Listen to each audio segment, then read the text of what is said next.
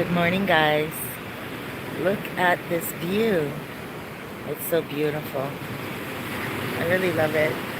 So I was here yesterday at my new spot, and I videoed, but I was told by a friend that I videoed a little too much of where I was located in regards to my new apartment. So I deleted the video, and I thought, you know what? There was a pretty good topic on it, and it was about um, moving and why I've been moving so much in the 2 years that I've been here. And would I encourage you guys to do the same? I think so. I think so. Um, you have to take advantage of the fact that you can move around the island very easily without signing a lease. And you can go from place to place month by month. Or you can stay for 3 months. You can stay for 1 week. There are a lot of apartments that are available for you to move around. Now, let's get to why I moved around. Morning, everyone, by the way. Let's get to why I moved around so much and what I'm doing here. And where am I right now? I'm in Cabarete. I moved back to Cabarete. I lived in Cabarete one time before, but I lived in a place called Procab. Procab is not for me. Was not for me. Who's to say what the future holds? You know, who's to say? But, hey Steven, hiya. Who's to say? I love Cabarete. Cabarete is big. Sosua is big. Lots of places to choose from. But let's get to why I moved so much. Alrighty. First place I lived in was in Sosua. It was in kind of like the top of Sosua, not the hills, but in a very expatish area up by Trade Winds, all up by there. So I rented a place when I first got here, and it was for a month up there. And okay, so the rent was $350 for the month for a studio apartment. A studio apartment. My rent now is $300 for a 2-bedroom apartment. Okay, quite often here, just a couple of things. People ask me, do you have to pay the electricity? Most times you do have to pay the electricity. It is extra, and it depends on your usage. Now, if you use the air conditioner, chances are you're going to have to pay a little bit more in electricity. A lot of people ask me how much more. It really depends on the area and the energy itself that is taken. Sometimes I'll just give you an example of my electricity bills. When I was up in the expat area, the bill was $40 for the month. And I still have a burning on for that woman. I won't say her name because I keep things confidential, but I know that woman ripped me off. She didn't think I was going to be here for this long and still be doing business and stuff. So I don't send anybody her way any longer because I don't want any of you guys getting gouged for electricity prices. That's something that you do have to watch here. So when you do move into a place, please ask them always, what is the electricity? The answer you will get is I don't know, it depends on your usage. That's the answer you'll always get. You have to ask them, what is the average price of the electricity? Okay. Also, what is the average price of the electricity with air conditioner? Now, the places that I get you, I don't know all the average prices of the air conditioning, but I do know the area, and I do know the landlords. And I do know that the average usual for 1-bedroom, 2-bedroom, without any air conditioning is about 1,000 pesos a month. Could even be less. 1,000 pesos is $20 a month. I have never, ever, since I moved from that woman's place, ever paid 2,000 pesos on $40 on electricity again in the 2 years that I have been here. Straight up. So that's how I know she was ripping off people. She also ripped off someone else. So if you contact me and you tell me that that's the place that you're going to, that's one of the first things I will warn you about. I'm not going to put it all over my video because I don't know if she's still doing it. But that's the one thing that I will warn about. And I know she caught wind of how I feel, but this video is not about her. Let's go on to after that place. So that place was in Sosua. It was $350 a month for a studio apartment. A studio apartment, for those who don't know, is like a bachelor apartment. It's all one. And if you were to taper it off, it would make a really small one bedroom. Okay, so I moved from there. I was here for 1 month, and I didn't know how long I was going to be staying, how long more. So I didn't know if I should pay 1 month there and then find a place. Noche, I'm over here. Ben. Hold on 1 second, guys. Good girl. So I didn't know how long I was going to stay, really. And so I thought to myself, do I stay in the Airbnb or do I go and look around this island and see if I can get an apartment somewhere else? At the time, I met someone new as well, and him and I were digging each other. And so I thought, I work online. I'm a soul coach and a writer. I work online. I don't need to be in Canada, where I'm from, just because I'm from Canada. I can work from here. So, fulfill my wild oats with this dude and also learn about the island. And so said, so done. I decided to move out of the Airbnb and learn about the native part of the island. And I moved to the countryside, still in Sosua, but a place called Bella Vista. And in English, it would be Bella, B-E-L-L-A, Vista, V-I-S-T-A. And I really enjoyed it. I was here for a month and I moved in with the locals and I trusted everyone so much that I still do. I wasn't let down. The Dominican people did not let me down. I did not speak a lick of Spanish. Hold on, this girl's not listening. Noche! Over here. No. I'm not over there. You're not over there. I get it though. So many dogs. So, I was so welcomed into the countryside. There were absolutely no gringas, like no foreigners where I was staying. And I didn't realize that. I was so green when I got here, as a lot of you guys would have known back then. So what happened? Excuse me. I actually, this is how I found out I was the only gringa in the neighborhood, because the Jehovah Witnesses came and knocked on my door. And when the Jehovah Witnesses knocked on my door, I was like terrified of them. They were speaking English and everything. I'm like, oh my gosh, here I am in the middle of the country in the Dominican Republic, and the Jehovah Witnesses are here speaking English, asking me, do I know God? Yes, I do. God brought me here. Thank you very much. And then they did that same bullying thing. Sorry if you're a Jehovah's Witness and you're listening to it, but sometimes in the morning, it says in the Bible, do not be a vexation to your neighbor. And this was early morning and they were banging on my door talking about, do I know God the way they do? Yes, my father was a pastor. My father is a deacon. My mom is a deaconess. Come on. I was a Sunday school teacher for a short spell. And I'm telling them this and, trying to be nice and sweet before I started to school them on the Bible. And I thought to myself, wow, this is a remote location. And here are some people spreading the word of God. So it was a beautiful thing as well, a comforting thing to know that I was so remote, but not too remote.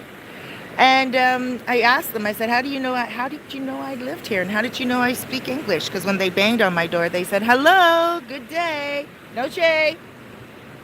And I said, how did you know I spoke English? How did you know I was here?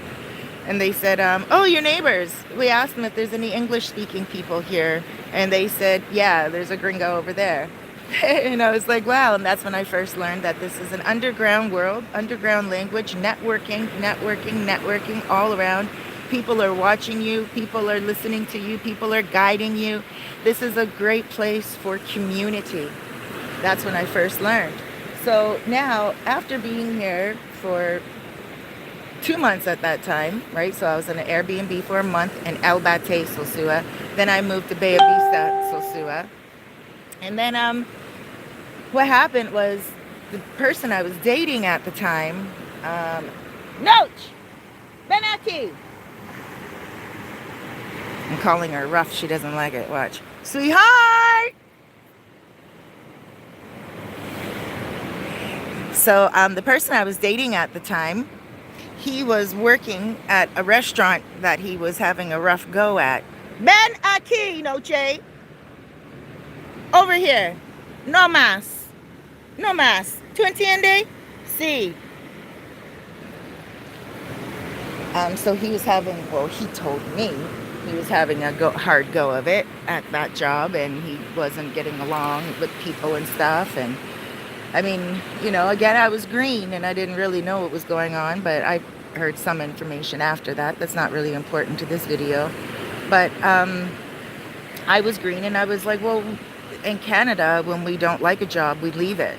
And if we have the opportunity to start a business, we do it, if that's what we want to do. Is there anything you've ever wanted to do that you can do? Because at this point, I was learning more about economics here and the differences between renting something here. Oh, by the way, my rent in the second apartment and my electricity in the second apartment in Bay Vista, my rent was $100 a month, which I learned now is high.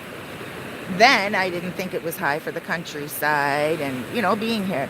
Now I learned it is high because I lived in Los Charamicos for a year and a half, and I rented that place for 7,000 pesos. It was a 2-bedroom. It was very nice and clean and right beside the beach. And so this woman here in Bay Vista also gave me a gringa price. So you shouldn't be paying $100 for a 1-bedroom apartment in the countryside here. I mean, you can get it for probably $80. Okay, just to give you that tidbit.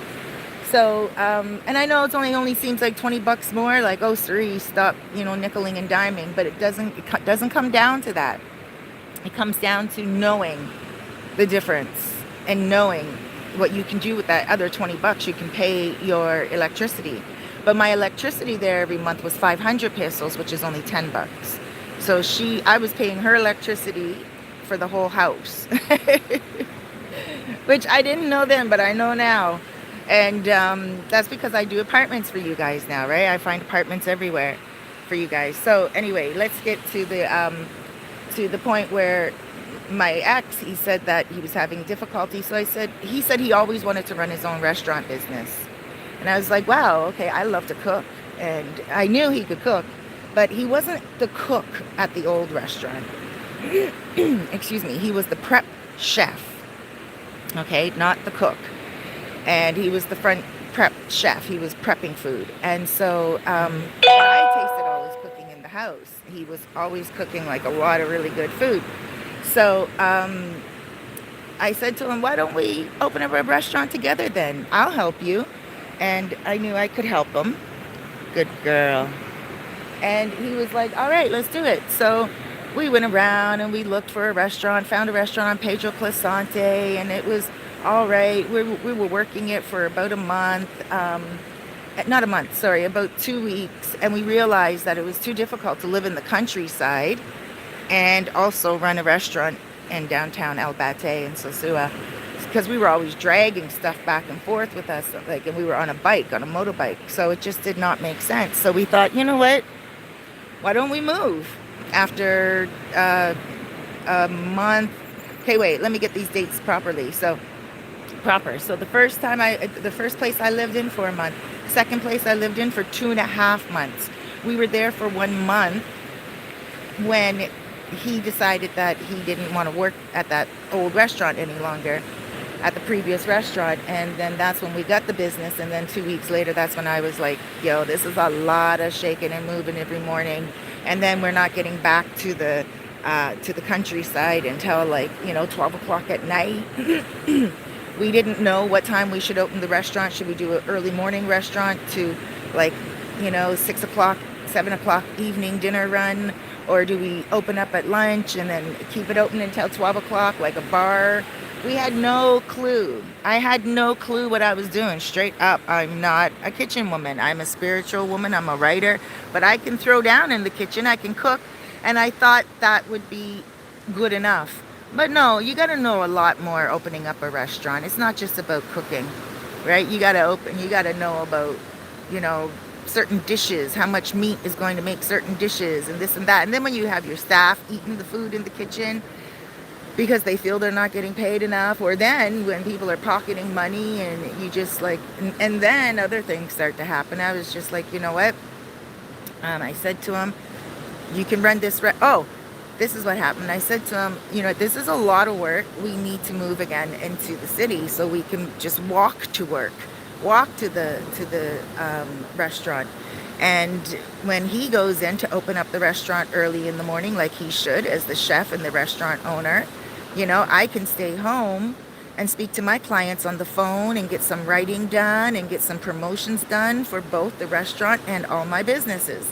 Right? And he just wasn't throwing it down like that, right? So I had to be there constantly, every hour of the day. And that's why I was like, we got to move. So we moved back to El Bate. I found a 2-bedroom in El Bate for $300 a month. The 2-bedroom was kind of furnished.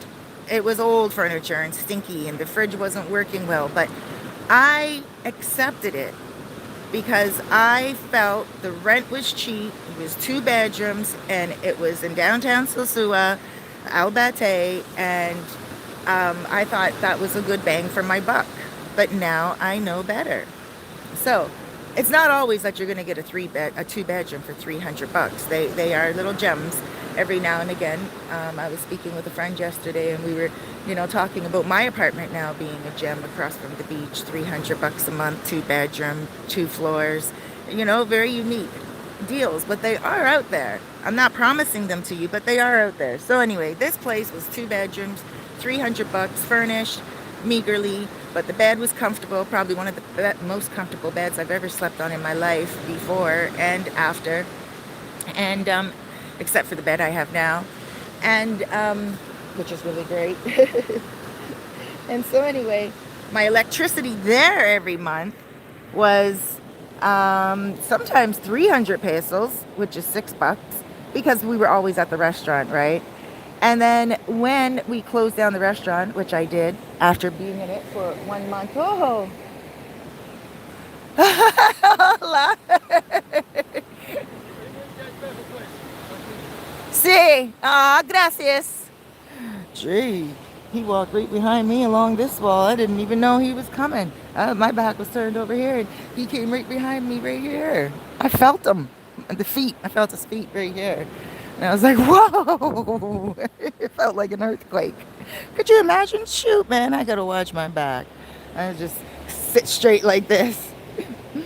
So anyway, now what happened was, we were there. I closed the restaurant down for some other funky other stuff. Baby mama drama. Don't need to get into all that.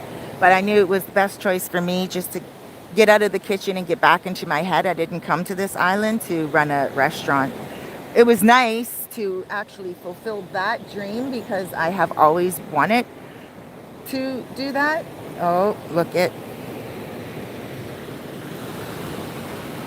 The dogs are out. They haven't seen Noche yet, but Noche knows them. They're Janet's dogs. Look at Noche. She knows those dogs from the other day. So anyway, what happened was I decided that, you know, I was going to close down the restaurant, but I stayed in that apartment. So that apartment, after I closed down the restaurant, the apartment, the being in the apartment more, the electricity came up to $800 a month, the most. But the average for that apartment was 600 pesos a month, so that's like $12 pretty much, about $13 a month for electricity. Oh, look, I'm so proud of Noche. Hi, Marco Polo. Hola, Marco Polo. Hola. Hola, mi amor. Hi, Calvin. Hi, Calvin. Hola. Oh, this is Calvin's first time meeting Noche. He doesn't see her yet because she's like just sitting there. I'm surprised she's not jumping up on those dogs. Oh, there she goes. Noche is a Noche is a Canadian. Noche is a Canadian. She's just a wild child. She got my blood. I bought her here, but she's got my blood. She's a she'll just she's not attacking them. She's just playing with them. But what she does is she runs up on people. Oh gosh. And then now there's a huge dog in the distance. I gotta hurry up and get this video done because we're all gonna get interrupted here a lot. Noche! And I don't want to take her away from her playtime. Okay, let's focus. You know me, I digress easily. So, what happened was the electricity went up, but not too much. And the rent there, like I said, was 300, 2-bedroom, El Bate. I really liked the area. It was convenient. It was walking distance to Playa Chiquita, Playa Sosua. I took walks in the morning, walks in the evenings, and they were really, really good. So then, after that, the landlord was a cool dude and everything like that, but the fridge wasn't getting fixed. He was putting money into other things instead of, like taking care of the tenants that were there and stuff. So I was like, okay, time to check out. It was 4 months. And I was like, I'm good now. At this point, I was good. 3 different places. One was, in the city, El Bate, with a gringa as the landlord, and I saw how she dug with the electricity. And then the second one, I lived in the country, which was a great experience. And then living back in El Bate, that was a great experience. And so I felt like I was well-rounded at this moment, right? And almost here for a year at that time. And so I thought to myself, I want to move to Los Charamicos. And that was like a good middle ground. It was like being in the country because it's living with all the locals. And then on top of that, it was also by the beach. So I got an apartment there for 7,000 pesos. And my electricity there every month was the average about 600. And that was with fan on all the time and everything. Oh, look. Lady Boss is in the house. She likes Noche. A lot of girl dogs don't like Noche. Hi, sweetheart. So then, anyway, Noche's a jumper, guys. You might catch her in the act. She can jump. Look at her. I'm just gonna digress for a second. Where is she?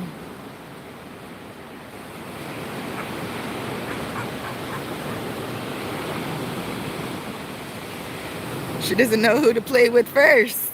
This is her dream home. Look, 4 dogs. Those are Janet's dogs. You guys know my girl Janet. We were supposed to go to the Rio today, but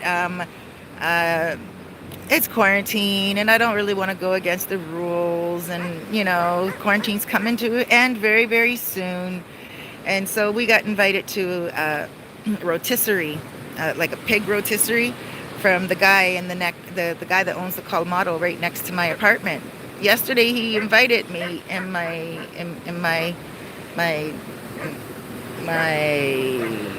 not my boyfriend. I don't have a boyfriend, but my thing, if you will. So he invited us. He was like, hey, I'd like to invite you guys to a party tomorrow. It's my nephew's party. Come on over. So we're going to go to a rotisserie party today. I don't know what time, but I'll make sure I take a little video if I do end up going. Most likely I will. I digressed again. So anyway, I ended up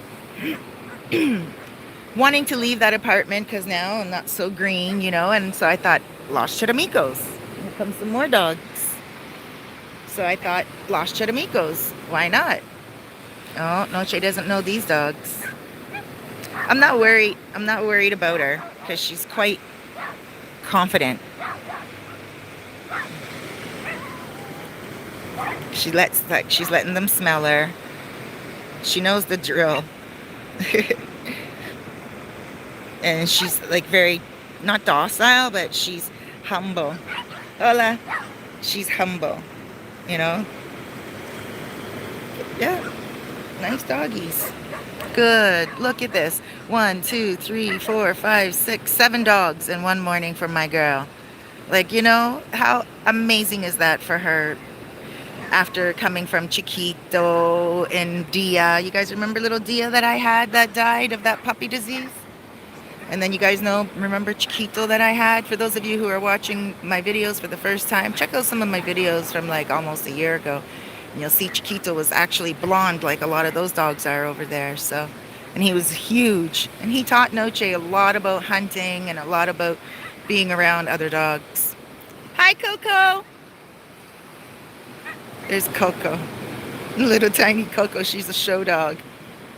So, yeah, I was like, let's move to Los Charamicos. And I was still dating that same guy at the time. And I still didn't speak any Spanish at all. At all. Hola was the best I could get out. And so he was still my translator. Now, Los Charamicos, I needed Spanish there because I'm a social butterfly and I needed to network and I needed to know what was going on around me.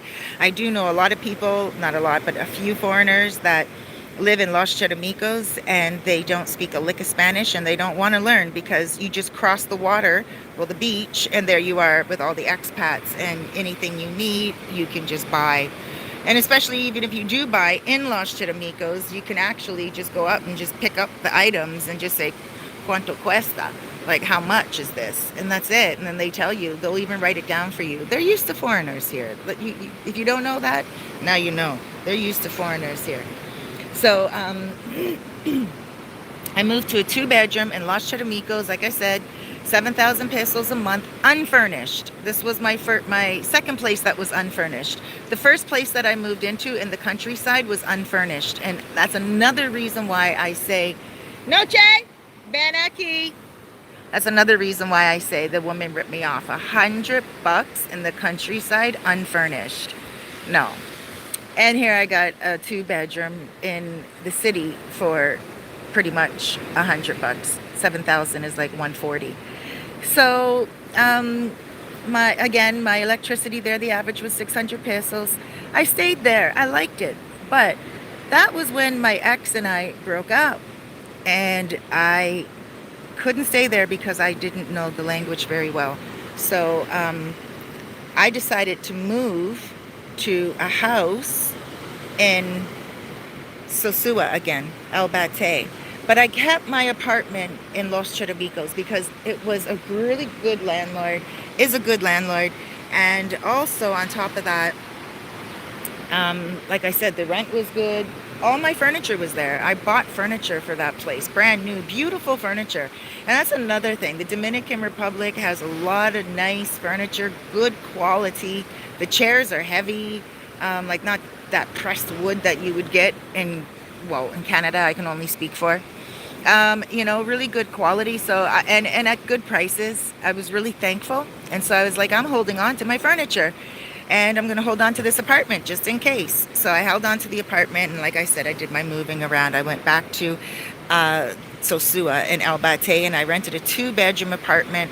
And a 2-bedroom house, and it had such a big, beautiful backyard, 76 banana trees. Let me tell you how I had to learn how to farm bananas.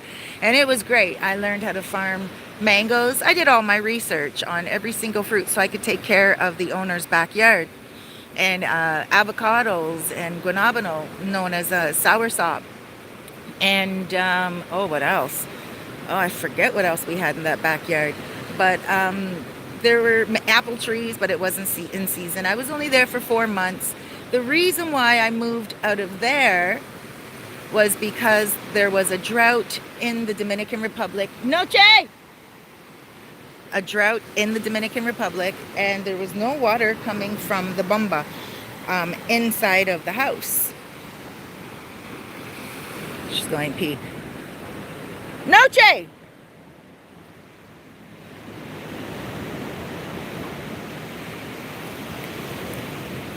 So, hola. So, what happened was,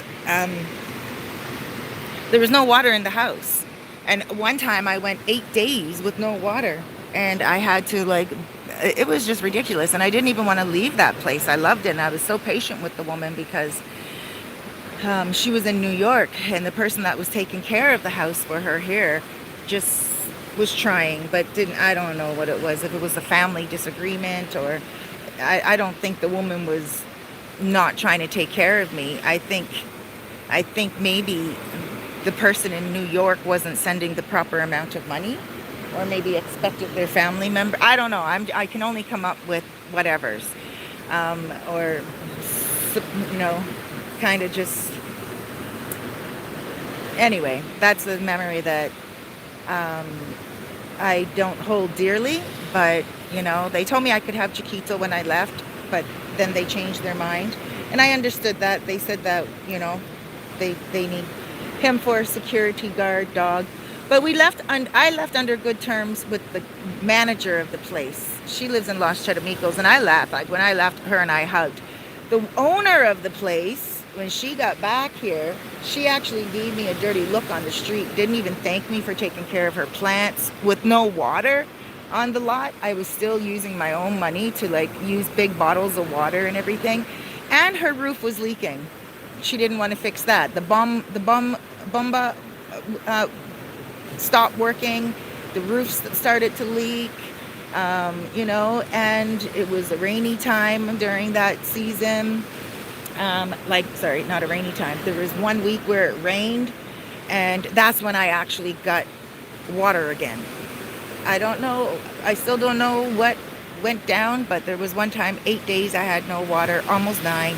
So another week I had no water for 3 days. Another time, no water for 4 days. And again, I mean, you can just imagine, there for 4 months, most of the time there was a water issue. So, but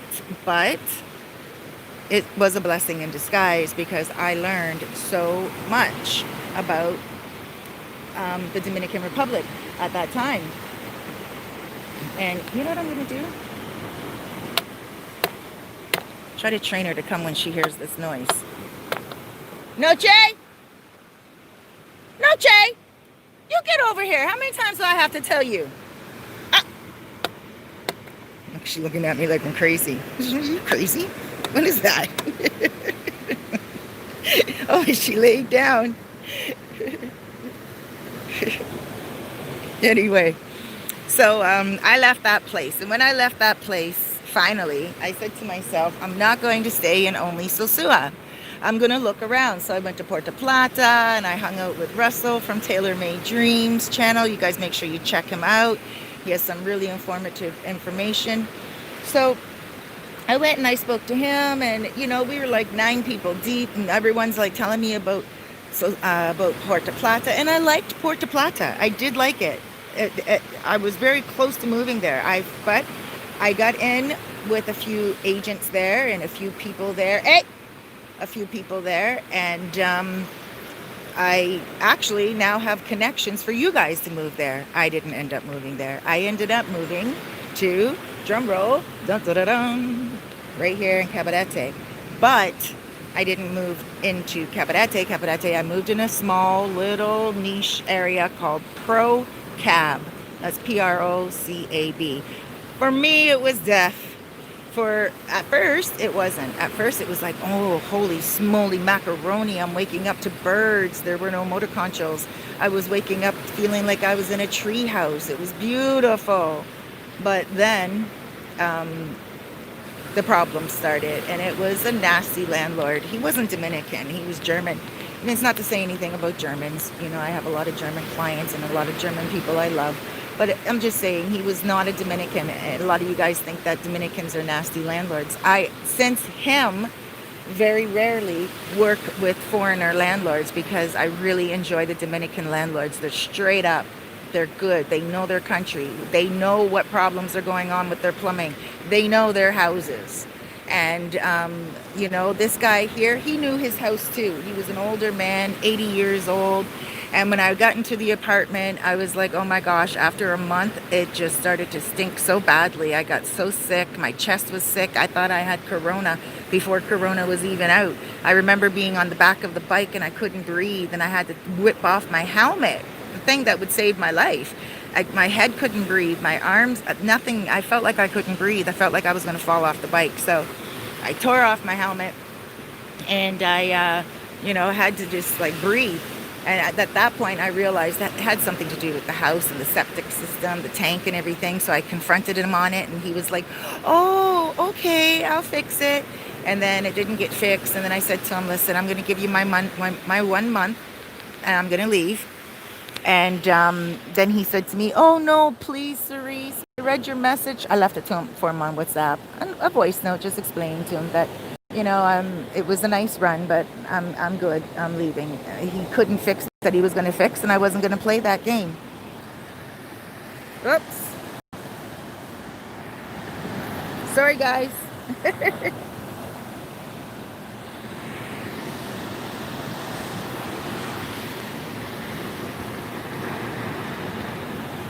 Trying to turn it back over.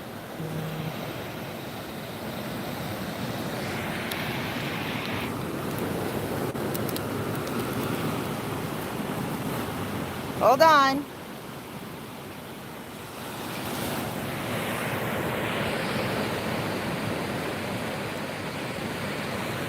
There we go. So I wasn't going to play that game, and I decided that I was just going to leave. And so when I left, he, it wasn't very nice. I left him a voice note, like I said at first, and I just said to him, I said, listen, I'm going to head out. I had a good run, but you can't fix what you need to fix, and I'm not cool with that. You should be honest with me. And then he got the message, and he left me a message back, and he's like, Cerise, when I heard your message, I had to lay back down. I had 2 heart attacks last year, and my heart is very fragile. I don't want you to leave. Let's work this out. Let me lower the rent. And I'm like, well, it's not really the money. In my head, I was like, it's not really the money. It's the fact that he's not fixing the problem. And this is ridiculous. Like, the washroom was right beside my bed. And when I slept at night, it was very difficult. It was poison, I felt like. But again, I was ignorant. I didn't really know the difference. And so he said to me, he'll lower the rent. And then when he said he almost had a heart attack and everything, he was like 80 years old, older than 80. I was like, shoot, man, I don't want to be the fault for someone, passing away. So I decided that I was going to stay another month, and I just couldn't do it because I said to him, I'll stay another month. You can lower the rent, but you still have to fix your stuff here. Like, come on now. This is not about the money. I'm glad that you're lowering the rent. That's great. That's always a wonderful gesture to show me that you have some form of remorse. But at the same time, I really need you to fix the problem. So he tried. He tried to do that patchwork thing that a lot of people try to do, but he's not Dominican and he doesn't know how to do it right. And and whoever he had working for him was taking advantage of him, and he was taking advantage of me by right. And that person that was working for him wasn't a Dominican, it was a Haitian. He was hiring the Haitian Noche because the Haitian was working for cheaper, straight up. And the Haitian was just doing patchwork. And one day I said to the Haitian guy, I said, yo, what's going on? How come my washroom stinks so bad? The guy put his head down. And I said, the guy knows what's going on. And the Haitian put his head down. And I said, why is this landlord not telling me what's going on? I need you to explain to me. And then the guy couldn't. Obviously, it's his job. But the guy liked me. And so I just looked at him and I said, am I right to move? Or am I making too much out of it? And the guy put his head down and I said, right, I'm moving. So I got my answer. The problem was too much to fix. And by me hanging on every single month, waiting and waiting for this landlord to use my money again to fix whatever problem needed patchwork was just ridiculous. The man needed to just let go of that top part of the house and just use it as storage or rip everything out and renovate it. That's all. But he refused to do that. He was an older man. He had a little bit of life left. Probably didn't know when he was going to die and was just using up my money to patchwork because he didn't know if he was even going to be here for the next month. So that was my worst memory of living anywhere. So I always said to myself, I would never rent from anyone unless they're Dominican. Again, now will I stick to that? I don't know. I have.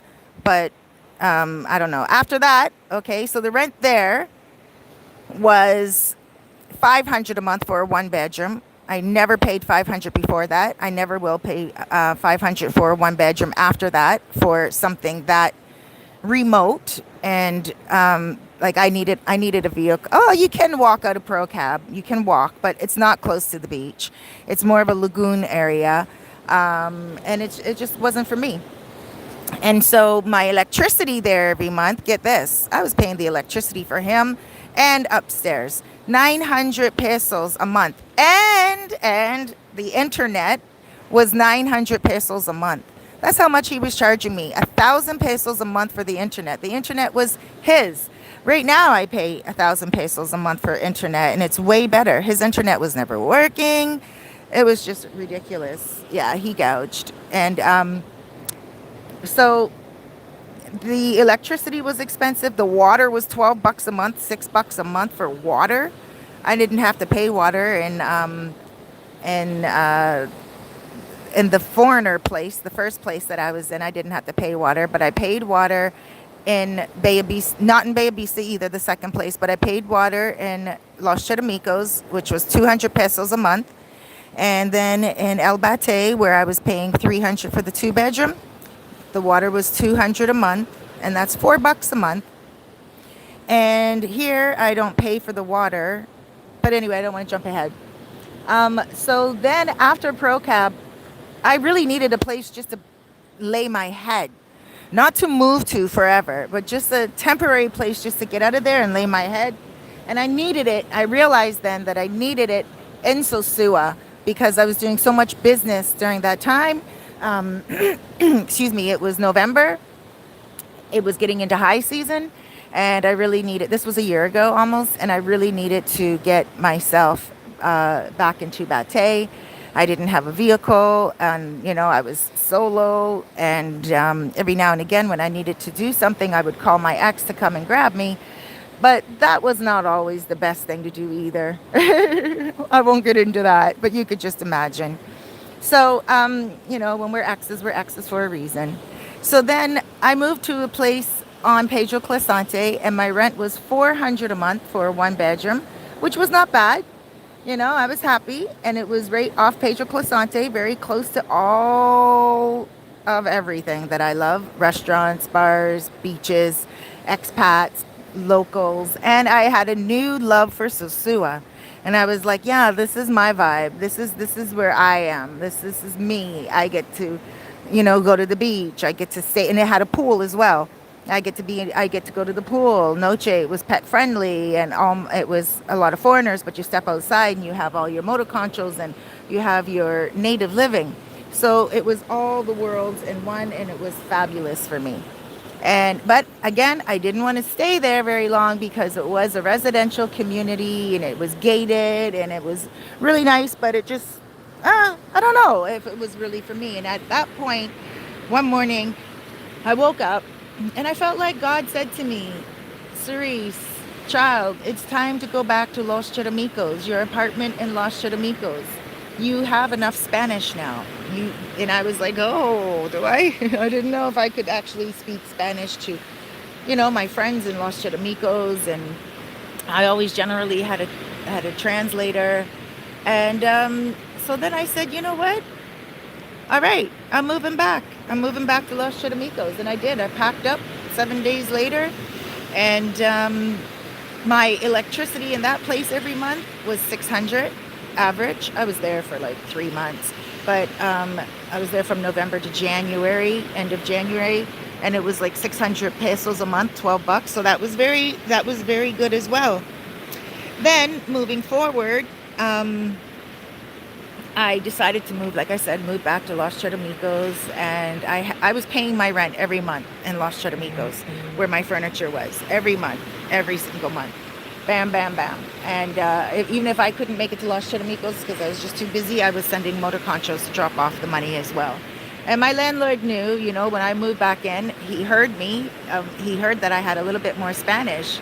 And he's like, oh, because I didn't really see him a lot throughout that year that I had the apartment. And I said to him, I'm moving back in. And he's like, oh, okay. And I said, yep. And, you know, and I know a little bit more Spanish now, and so I'm good. And I stayed there from January to last week. So, like, 5 months. And I gave Los Charamicos up. I gave it up. Never ever thought I would give up Los Charamicos. Ever. Because it is my heart. But I think the next time I do, and I've been here for like 5 days, 6 days, I guess, and tomorrow will be a week. Tomorrow will be a week that I moved in, 7 days. But I've been in Sosua almost every single day, so I will still be doing a lot of work from Sosua. It's my main base. This is just where I'll be sleeping.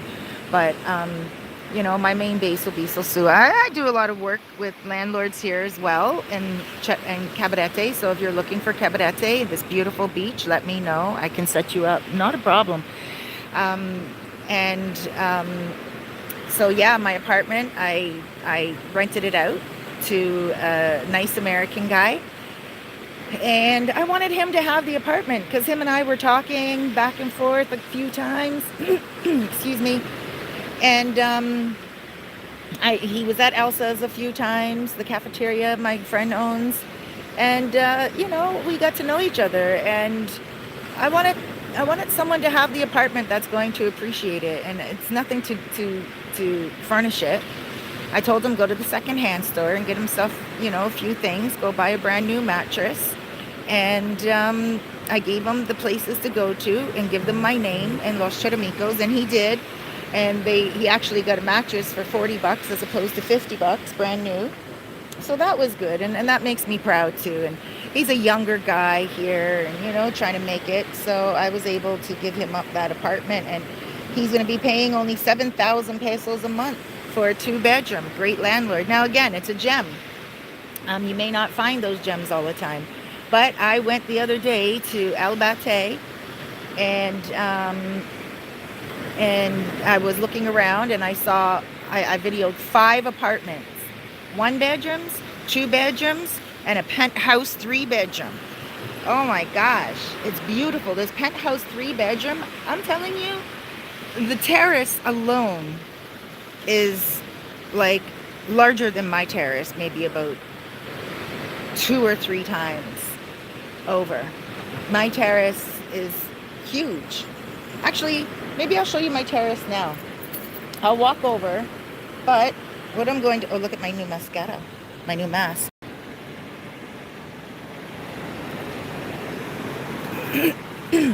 But what I'm going to do, so I don't show you exactly where I live, I'm going to, let me get my sunglasses. I'm going to show you, I'm going to block the camera. Or maybe I'll just turn it around and talk to you as I'm walking. How's that? Then, hold on guys. I forgot, I'm collecting bees.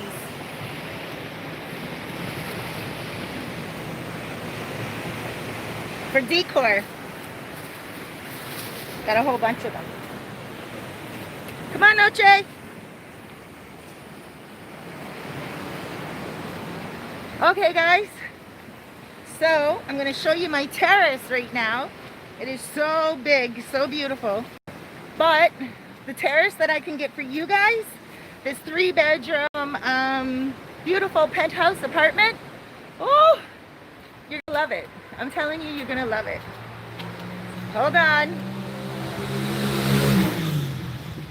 So yes, the borders are opening up soon.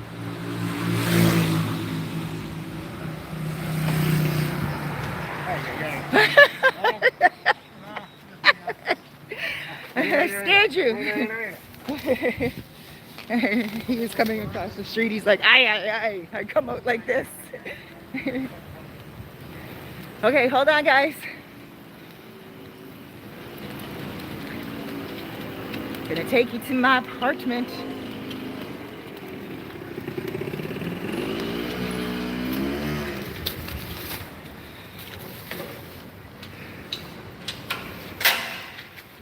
Ven, Noche.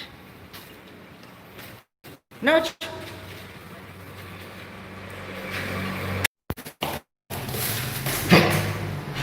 Hold on.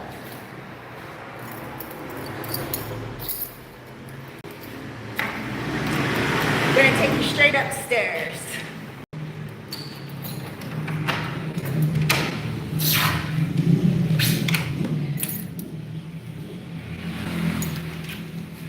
Hold on.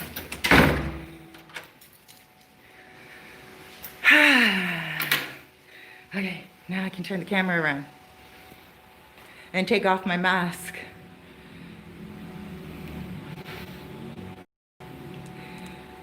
Whew.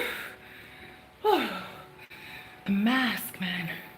I gotta get used to the mask. Okay, this fridge is gonna go upstairs. This is my fridge from my other apartment. There's a table set over there that was here already, and I have my table set upstairs. But let's go upstairs on the terrace.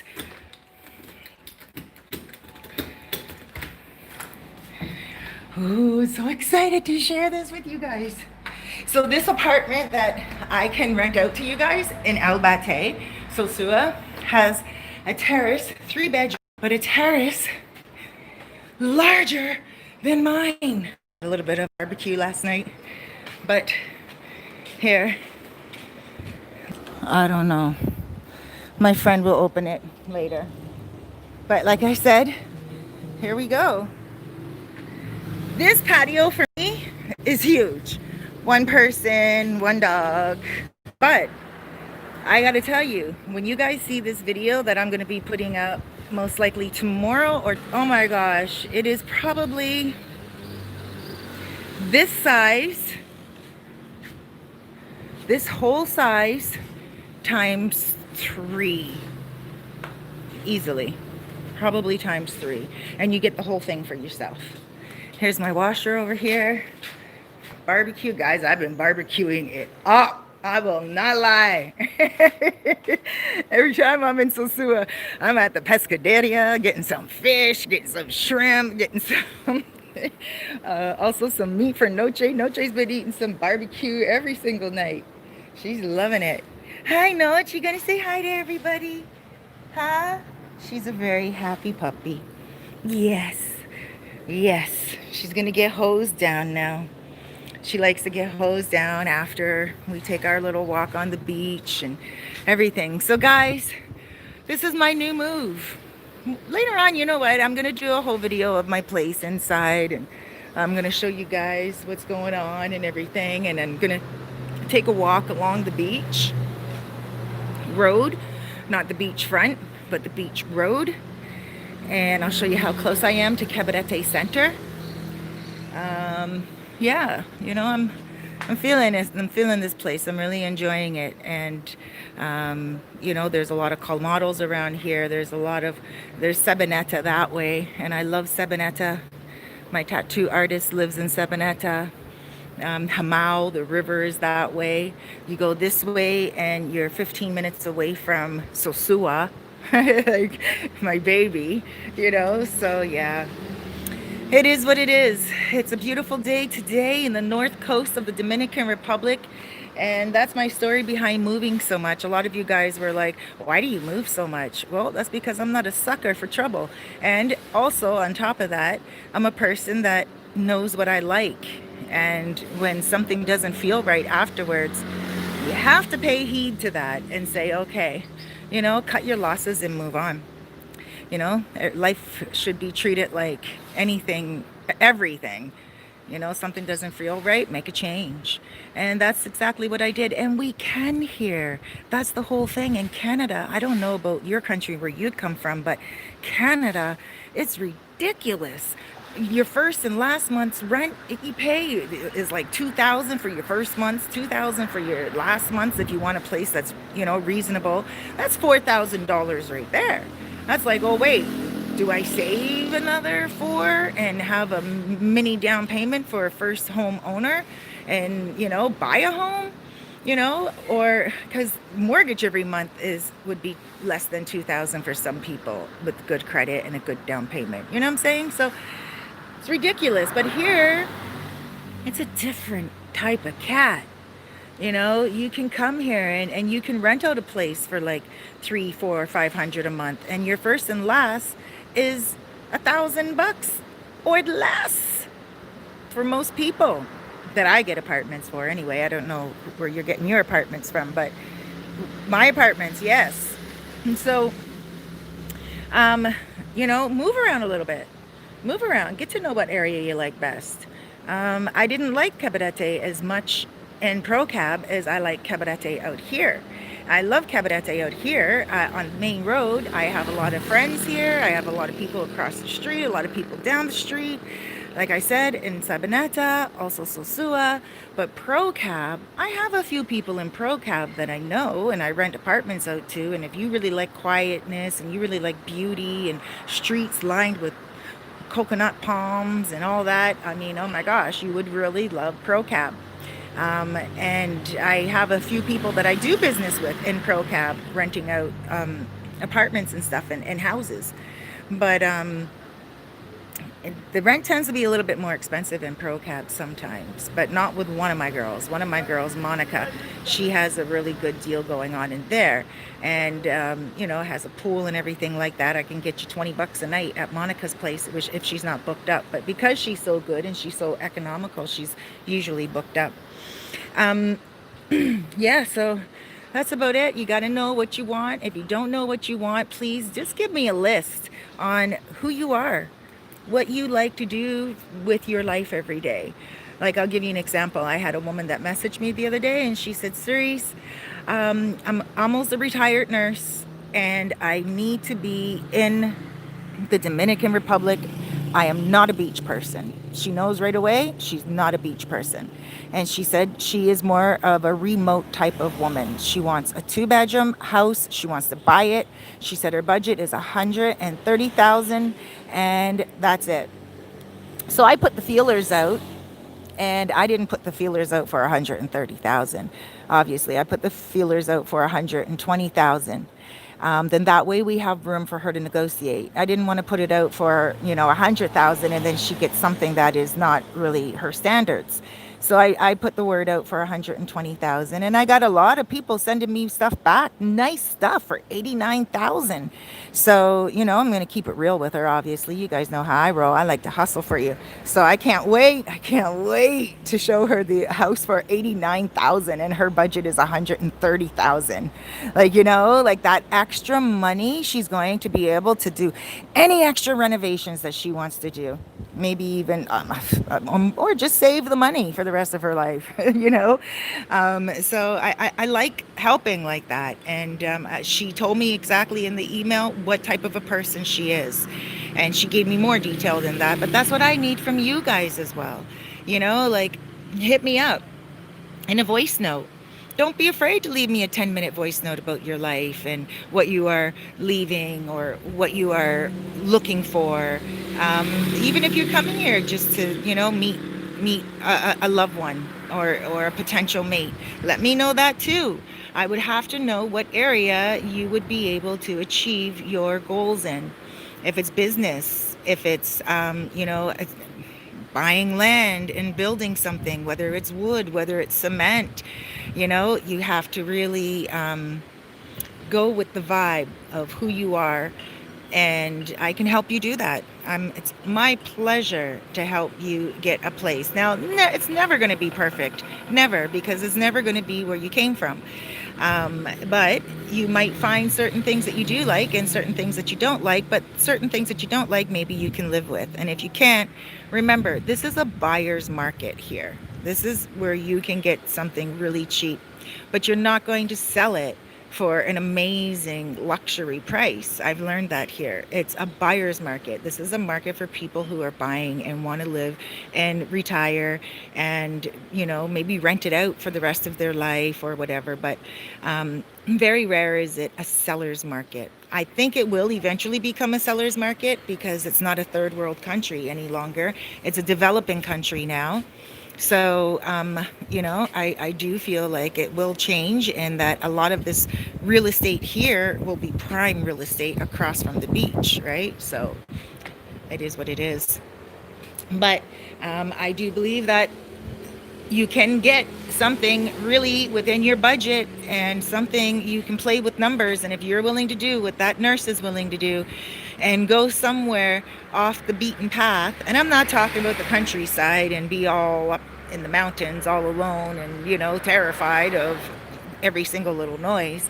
No, no, no. I'm talking about um, like maybe 10 minutes from here, where you're 20 minutes 25 minutes away from Sosua driving, where you're going to buy from a Dominican and you're not going to buy from, just anyone that bought something here, built, and now is selling it, trying to make money off it.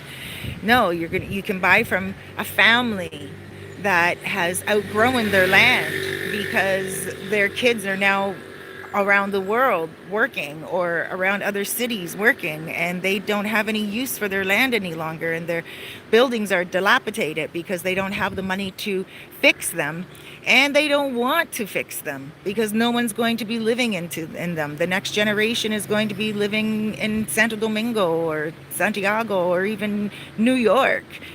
So those are the people who you want to buy land from and build yourself, because once you start building or renovating yourself, like doing things yourself, you start to learn a lot more and you start to understand what is really going on with everything. Now, I am wondering if I'm on my network or what. I'm sorry I didn't answer any of your questions, but since I'm up here, I might as well. Let me get into some shade. First, I need to learn how to open up this umbrella.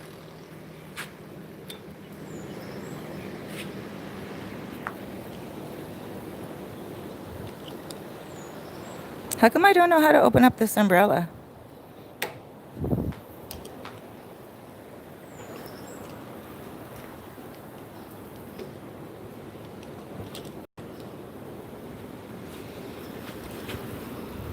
Oh well. Feels like it's broken right here.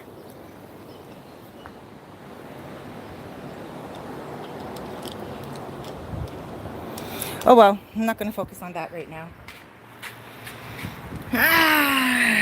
There we go. It's a lot of messages. A lot. And the sun is coming down on me. Shade.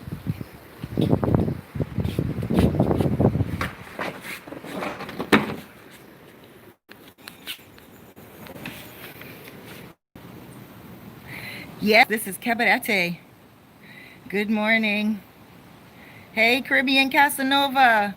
I will try to give you a shout probably at around 12 o'clock. Amazing. Yes, it is amazing. Get the likes up. 50 in the chat. Oh, you guys are so sweet. I'm doing good, Jay Smith. Oh, you're watching from London. Hello. Good morning. You guys, I got to clean my glasses. Hold on. I remember back in the... I'm 48 now. 48 and a half. Remember when you're kids, that half really counts. Yeah. Well, now I'm 48. That half counts in a different way because everything just moves really quickly. All right, let's see here.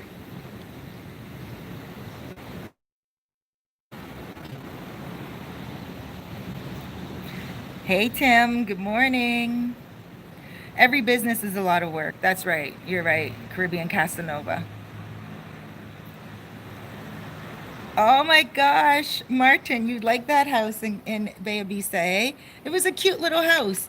And on top of that, when I do build my own house, I'm definitely going to build a house very much like that one, and but a 2 bedroom, maybe a 3. Anthony, hola, buenos dias. Sylvie, good morning. Let me see. Leja, good morning. Oh, everything is well. Oh, Colleen. Hey, Colleen, baby. Are you back in America? Um, your business will be open soon, right? And is it open right now? Because it's a hairstyling place. And let me plug it, Island Girls. Steven, hiya.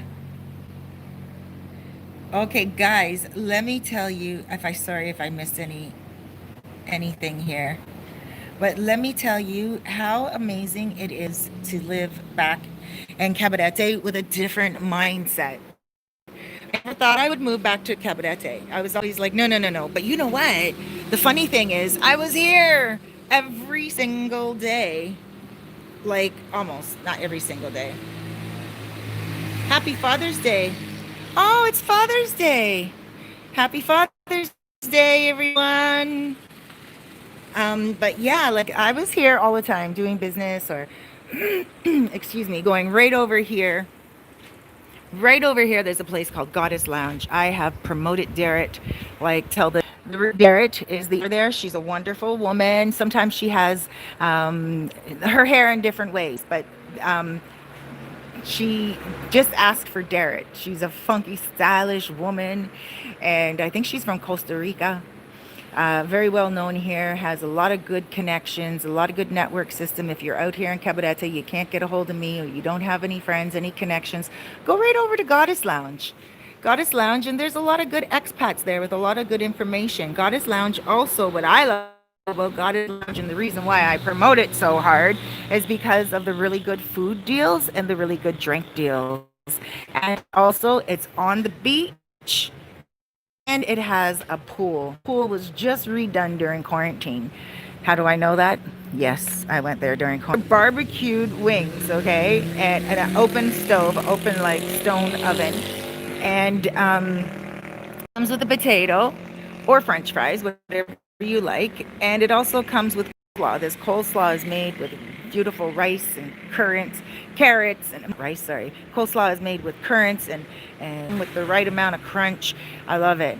I think it's probably the best coleslaw I ever tasted in my life. And I love the service and I love the music. They have reggae on Wednesdays. You know, I love my Bob Marley. And yeah, it's just a great vibe. So even if you and it's only 20 minutes 50. So if you're here on a Wednesday, please come to Goddess Lounge, okay? The locals here call it Piscina Pool Party. So if you go on the Guagua, the local bus, they go right along here. You can get on the local bus at Texaco gas station in Albate Center. You can get on a public car or Guagua about 25 pesos to here, 50 cents. And then if you just take the public car dollar, and you just you're coming to Piscina Pool Party. It's one straight road from Sosua. So Sosua, you get on by Texaco gas station, you get on the Guagua, or you get on the public car. Boom, one straight road. And then on your left-hand side is Piscina Pool Party, Goddess Lounge. It's a big white building like this on the outside, painted, and it has a little logo, and it says Goddess Lounge or Goddess Restaurant. Goddess Restaurant. I call it a lounge because that's what I do there. I just lounge, but it's a restaurant, and it's really, really great. Okay, Wednesdays is the deal. 100 pesos. Okay, 100 pesos, for those of you who don't know, is $2 American roughly, even less right now with the dollar going haywire. But you get all of that. 4 full wings. You get the 3-piece wing. Okay, 4 full pieces. So, in other words, in Canada, they break up the pieces. So you would really be getting 8 in Canada. Like, it would be considered 8 wings. So you get all those wings, and then also they have It's a really great location to meet and have a lot of fun. But I enjoy and I love the beach as well. It's a nighttime beach, where Sosua is a nighttime beach. For those of you who are looking for, I'm feeling like my internet not working really well up.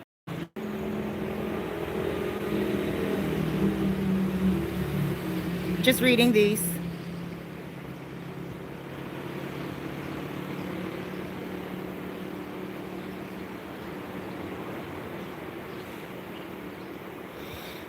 Let me see. Jay Williams and another YouTuber from DC lives in Sosua. His name is Red Alert. Can you get info buying on? I know Red quite well. Um, I know Red quite well. I suggested to him one time that him and I should do a video together, but he gets busy in his world, and I get busy in my world. But now that you brought that up, perhaps I can invite Red here to my new place soon, and we can have a little barbecue and chit chat. Yes, I'm closer to Gaspar Hernandez now.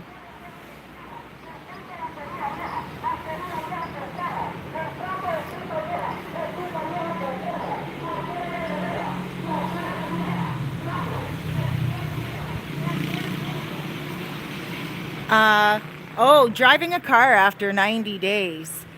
That I wouldn't do it. I know people who have. And you see, you're driving illegally. I have a license. I'm a driver. At home, like, I'm one of those people. My personality is the same with a camera as it is with a car. And I'm in your face. I own the roads. I'm just like driving, and I know the rules of the roads. I know how to drive a standard, like a 5-speed. I know how I can work a clutch pretty well. And I love driving in Canada. I love, love, love it. But here, I have never, ever driven a car. From the moment I got here, I was told it was 30 days, because your visa is only for 30 days when you get here, guys. Now, a lot of you will still drive, and that's fine. But after 30 days, I heard if you don't get your visa extended, your license is no good, right? And that's that. So if it's 90 days, same thing. I would say don't drive unless you want to get yourself pulled over. I know there's all this stuff about, oh, if you get pulled over, just pay the police. No, that doesn't work. It didn't even work in quarantine. You're going to pull the police, you're going to pay the police to get yourself out of trouble.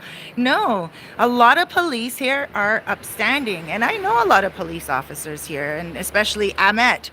And, you know, no, the other day, actually, during quarantine, I was out here at my girl's house, and it was like around, I thought I could get to Sosua in 15 minutes, right? It was 6:45, and I thought, or 6:20 or something, and I knew I could get to Sosua, but my motor concho broke down. His bike got punctured on the wheel, and I had to pull over the military, the MOPC, and it's free. They said it's a free ride to get back home. And when I got to Los Charamicos, I tried to give them 500 pesos each, $10 each, just to say thank you, because it was such a great time, and they let me video the whole thing, and they were fun dudes, and they were like, no, it's free, it's free. I turned the camera off so I could give them the dollars, right? And it was just their pleasure to help out. But the same thing, a lot of those police officers that are trained these days, they are upstanding officers, and they are embarrassed when you try to pay them off. So don't think that is true. I have a couple of police officers that are like, no.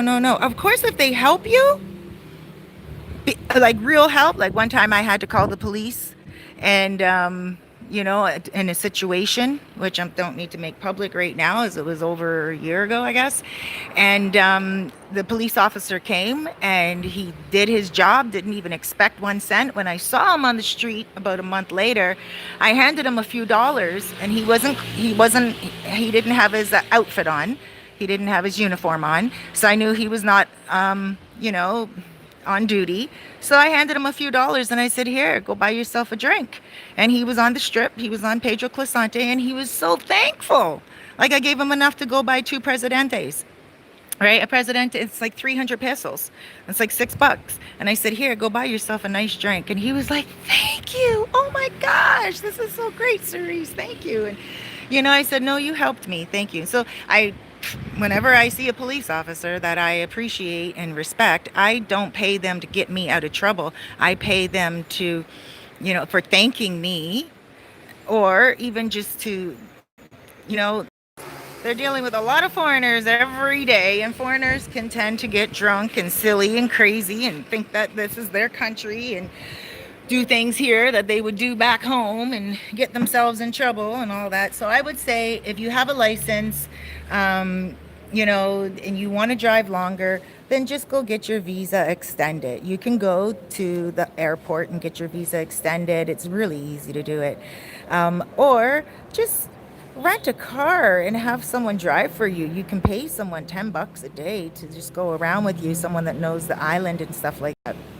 Especially if you're here 3 months later, pretty sure you're going to know a few people. But I would say, you can get in trouble for that. So be very careful, please. Uh, my license, I didn't even drive at all here. Pasola now, Pasola, you don't need a license for Pasola like a scooter. So why don't you just get a scooter and get on one of those, get a helmet, and it's a lot cheaper and you can still get around the island. And if you want to go far places like to Santiago, you can travel to Santiago. And when you get to Santiago, you can rent a scooter or you can rent a driver. Santiago is 2 hours away. You can even take motorbike there or Pasola there. I went there on Pasola before. Your bum gets kind of tired when you're on your way back home the same day, but just don't go back home the same day. Also, Santo Domingo, you can get to Santiago and Santo Domingo quite easily on a bus. 200 pesos and 400 pesos. 400 pesos is $8 to Santo Domingo, the city, the capital. You can go there and see the capital and Bezonia and look around there. Or you can go to Santiago and look at the monuments and look around there. And, it's a really good thing. You don't need a vehicle. And if you do need a vehicle because you have to do things and get around, visit people, again, hire a driver. It's not worth it. Anyway, I digress there so much. There. Let's see now if this works better. I've gone back on my data on my cell phone. But a pasola. You can get pasolas here. I bought my pasola for 10,000 pesos, which is $200, and it was used. And I bought that in Puerto Plata, and my friend went and got it for me from Puerto Plata. I paid him 1,000 pesos, which is $20. He went there. He's a mechanic. He went there on the bus. He checked it all out for me, rode it around, made sure it was all right, and he rode it back to Sosua for me, and it was a good deal for me. I learned how to ride a pasola. But because I'm such a tall woman, 5'8.5", 5'9", the pasola was a little too small for me, and I just wasn't comfortable feeling like a little hunched over. So you can get different size pasolas. Make sure you pay attention to that too when you're buying. Ask for the size. And also, my pasola that I bought was rigged to go a lot faster than what I would have liked to learn on, right? So it was good to learn on a fast bike because then I learned how to really ride. But at the same time, I would have liked something a little different. So you have options. You can get one brand new for like $1,000, a pasola, even cheaper, $800. You can get a good secondhand one just to practice on, and you can do a really good job. But also motorcycles you can buy them. If you need anything at all when it comes to motorcycles or pasolas here in Sosua, just let me know. I have a lot of underground network connections with people that I deal with, because I live Dominican style. I don't live expat style. I have lived the expat style lifestyle, behind the wall of the residential area and the guard in the front with the gun and, all that. When you're leaving and you feel like you're paying like very little for a lot and all that, and it's all groovy and gravy, but that's just not my style. That's not my style. So, I live really Dominican like, and I like it. That's what I'm here to do. So let me see any more messages here before I go. Oh, thank you so much, Jay, for the great contribution. Thank you. Aw, I'm glad you enjoyed the information. Hey, mi amor.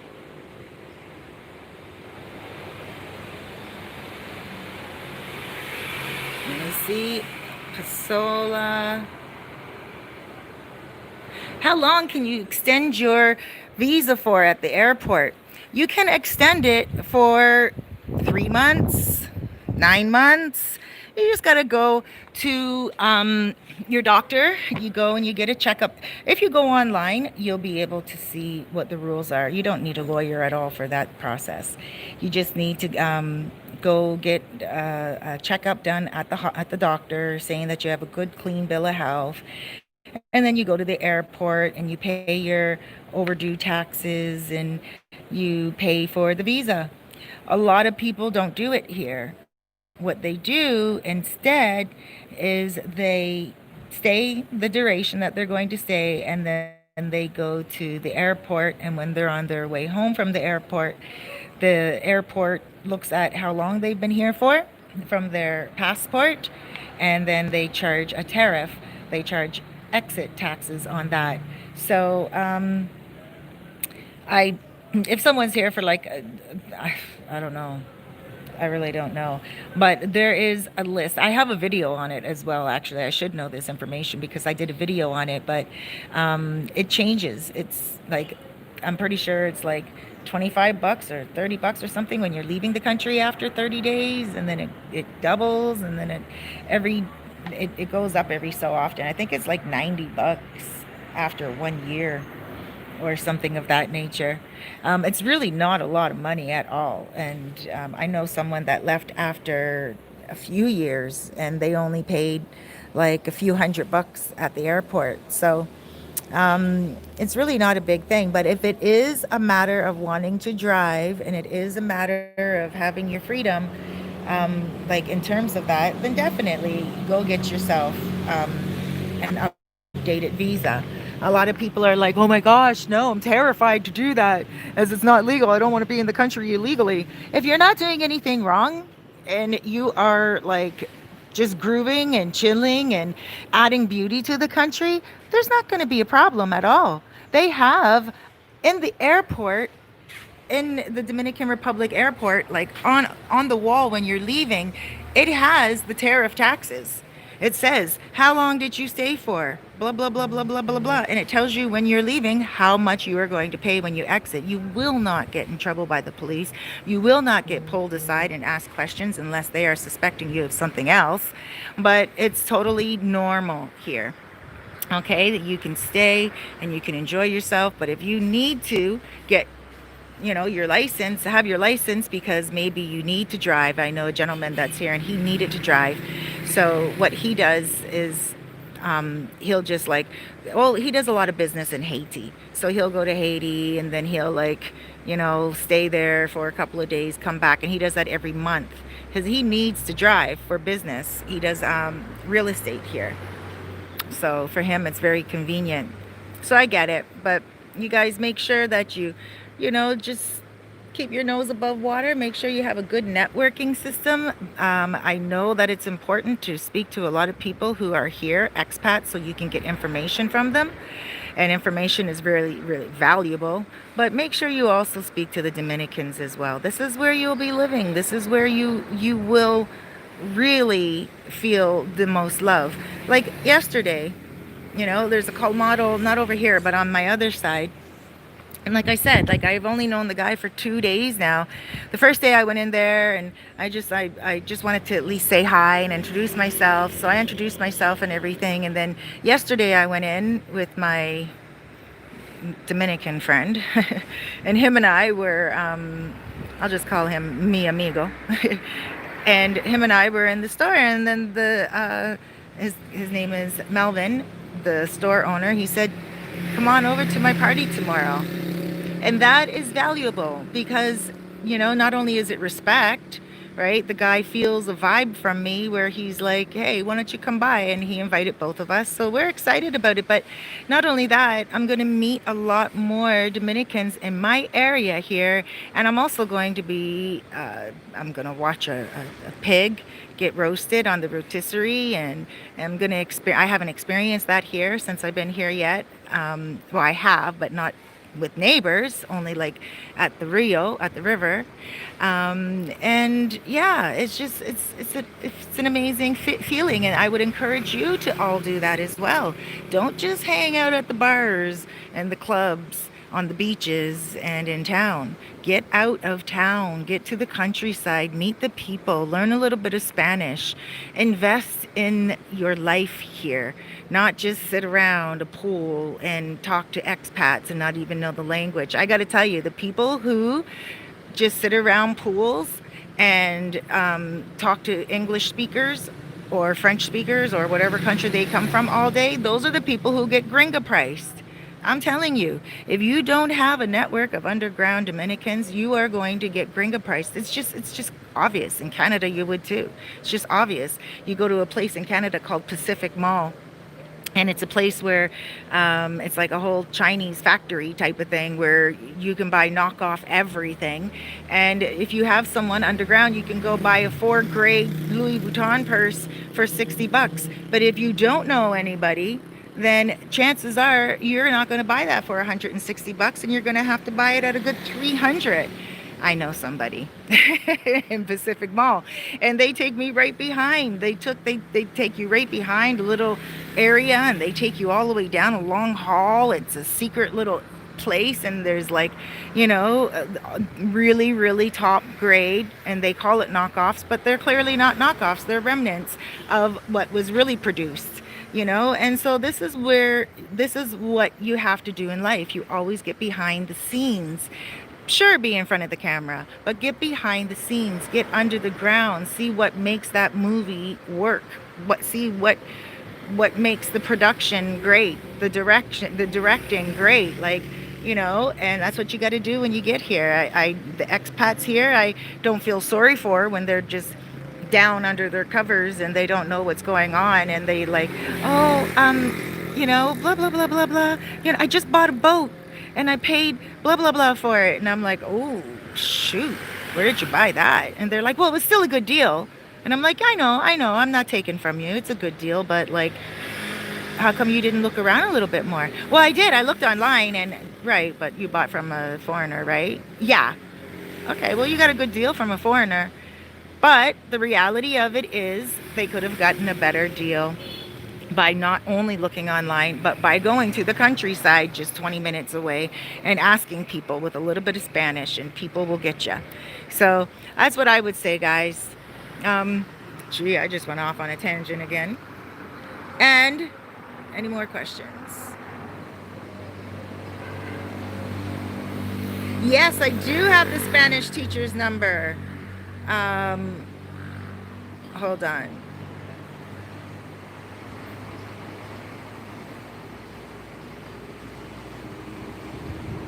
To eat for a few weeks? Okay, wait. First of all, let me answer the question about sending money for someone to eat for a few weeks. They can eat for 150 pesos a day. That's $3 a day. All they have to do is go downstairs, and not downstairs, but like any colmado near their house, and they can get like one of those big, I don't have any up here right now, but those big white styrofoam. Sorry guys, my internet is acting up. Looks like I'm gonna have to go soon, but you can get beans as well. You get a whole bunch of food. Like you get rice for 150 pesos. Rice, beans, salad, and the type of meat that's cooked for that day. So that's not so bad. So you're looking at 150 pesos. That's $3 a day they can eat. And at Elsa's cafeteria, you can get for 125 pesos a meal, and then you can get a drink for 25 pesos, like a little small Coca-Cola type of thing. So yeah, you might just want to do that.